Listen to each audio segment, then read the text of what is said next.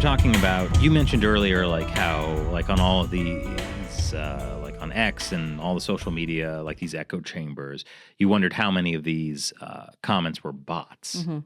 And I think it is interesting that there has been evidence in the past that a lot of these are Chinese fake spam accounts designed to purposefully increase the divide in the U.S. It's interesting because I think it's unclear. I think we still don't have a good grasp on how effective these things are and like how widespread. Because then it turned out that some of the Russian bot stuff may have been a little overblown. Yeah. But like at the time in 2020, it was for the election. Like it was like this was a huge deal, and then afterwards, there was some more research that showed that perhaps there weren't as many or didn't have this effect. And there was some weird, once you have like other incentives, like, if you're being funded as an organization to find certain types of disinformation, and then like you get their incentives to find Russian bots, maybe, and even if they're not as many or as influential, to kind of hype that up. So make a big story out of it, so Yeah. you get the clicks and stuff. But I mean, it does show that, all these big authoritarian regimes, but especially China, is interested in influencing U.S. elections. And just recently, there was a big scandal where it came out that, Chinese-affiliated hackers hacked into the presidential campaigns on both sides. Really? So they're bipartisan, which is nice.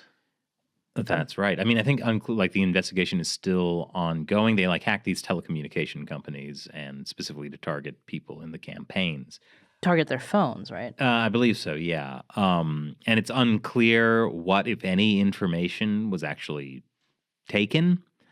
But it is an example that, remember, we're all fellow countrymen. We have our enemies should be the Chinese Communist Party, not each other. Who did they target? They targeted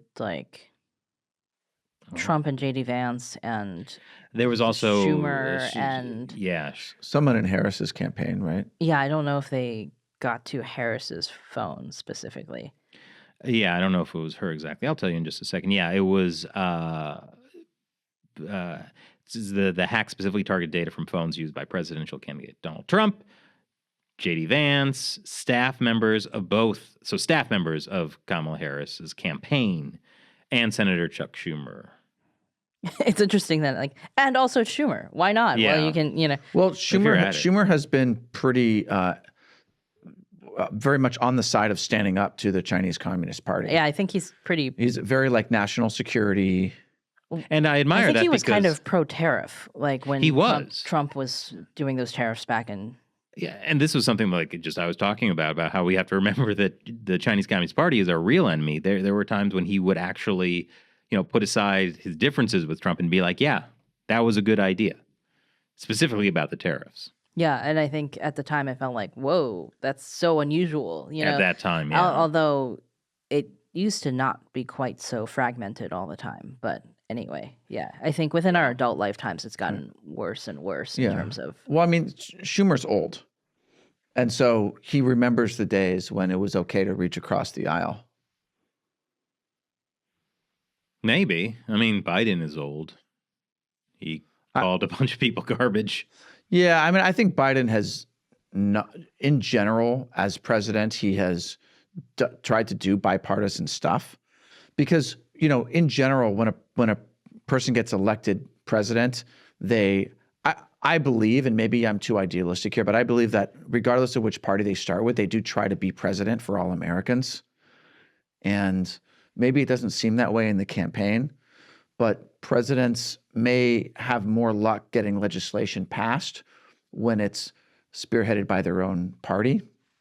But that doesn't mean they're not, no Republican president doesn't meet with Democrats or vice versa, right? They're always trying to get Congress to work on stuff that they want to have done. Well, because this is the beautiful thing about the American system is you have to. Right. You can't just have a one-party state. Right. Or in a parliamentary system, your prime minister is the head of whichever party has won the most seats.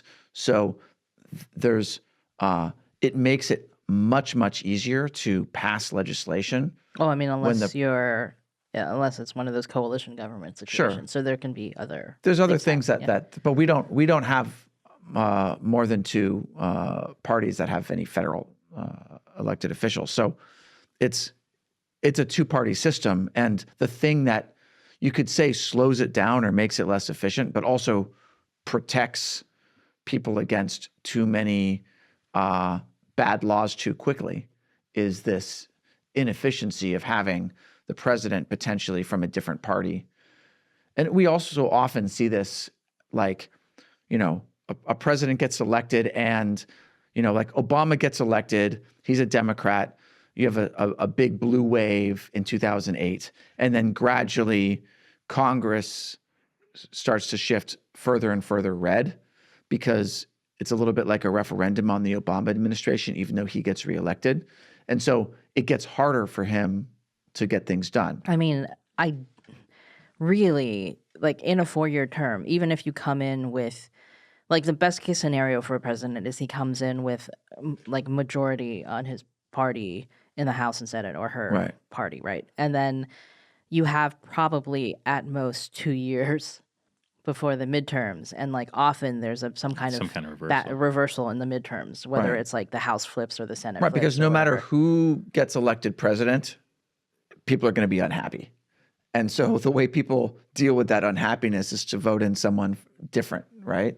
And it doesn't even mean they vote in a different president. They might just be like, oh, well, I don't like how this, Democrat-led blank is working, so I'm going to vote for a Republican, but locally, or for my U.S.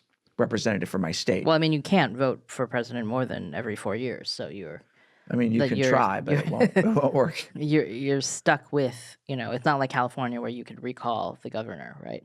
No. Yeah, but I mean, people forget this, because we all get focused on the presidential election. There's so many other elections happening in the U.S., and like really your local officials, like very local, your judges, your state, they have a lot more power and influence over your life than the president. The president primarily is supposed to be in charge of like foreign things. Well, not necessarily. Like, foreign policy is the one thing that they have almost complete executive control over, but of course the president can influence a lot of other things too. And especially over time, you've seen the position of the presidency gaining more and more power. More executive orders. Yeah. Which are basically like laws that don't have to go through Congress. But of course, there are way more people who vote in presidential elections than vote in midterm elections or I think vote it's in still local like elections. That idea of like the king. People kind of think of it like that. Like people want a king, or they just think the president is like their king? Yeah, that this is a position that has like the most power. This is like the one charismatic leader. There's just that idea of like the single charismatic leader is still very powerful, even though we are in a system where that's not supposed to be the case.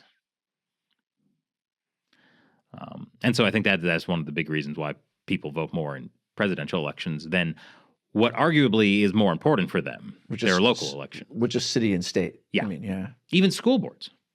Yeah. I mean, although it can, unless there's a particularly contentious local election, it can be hard to even find information about who you're voting for. I had a really hard time getting info on judges this year. If only all of the local papers didn't go out of business.